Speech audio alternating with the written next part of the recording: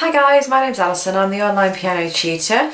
I just thought I would just give you a very short video just on perhaps what to look for in a piano teacher, or in basically any music teacher in general. If for any of you guys out there that are looking for a private teacher, but perhaps you've looked in the Yellow Pages or on Google or wherever it is, and you've got a load of teachers but you just don't know which one to go with. Hopefully this kind of little guide sort of thing will help you out in kind of how to identify a good teacher.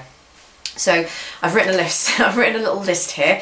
So this is in no particular order at all, but just the things that I advise my students, perhaps if they're moving away, for example, I need to find a teacher in their area. But these are just my sort of little things that I think would be really important to find in a very good teacher. Okay.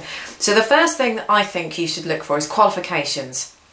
So personally myself, I've got a bachelor's degree, a bachelor's honours degree in music. Your teacher doesn't have to necessarily have a degree. There are other routes you can go down instead of the kind of university academic route. Some teachers have what we call diplomas. So there are a few different types of diplomas. Your first one is basically your associate diploma. That's kind of beyond a grade 8 level. When you get past all of the grades 1 to 8, then you would start moving on to your diplomas. The next level of diploma would be a licentiate. So that would be a licentiate in whatever exam board it is that you've chosen to take in, London College of Music, Associated Board, or Trinity Guildhall, just to name a few, for example. So the second level would be a licentiate. Now, if you've got a teacher that has a licentiate qualification, it's a very good qualification. It's almost, I would say, the highest kind of qualification or performance qualification that a teacher would or a musician would be able to get before you start moving on to kind of really top level performance. The next one after that is a fellowship.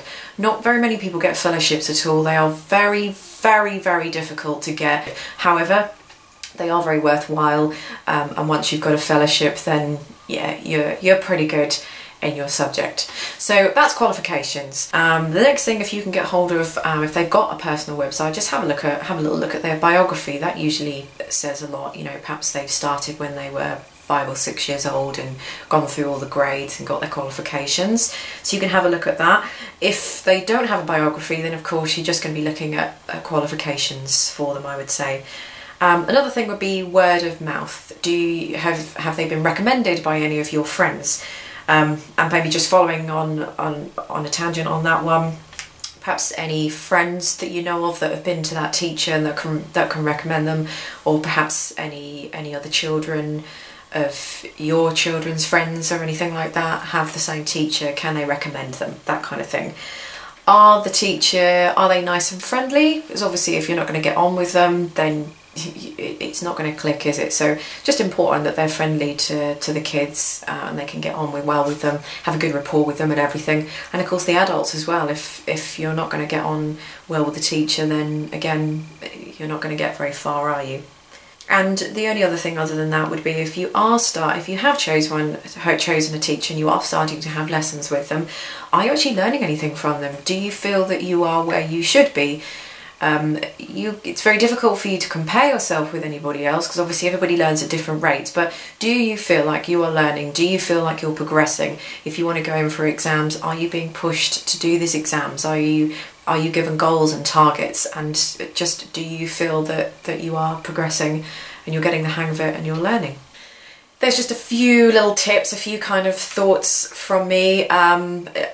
Some people might agree, some people might disagree with me. I'm not saying that what I'm saying is gospel and that's the way it should be. Those are just purely my thoughts and my opinions on what I would recommend and what I would think would be a good teacher to go for. So hopefully that's been really helpful for you guys. Any comments, just leave them in the box underneath and I'll try and obviously just try and get back to you and help. So thanks very much for watching, and don't forget to check me out on my other videos.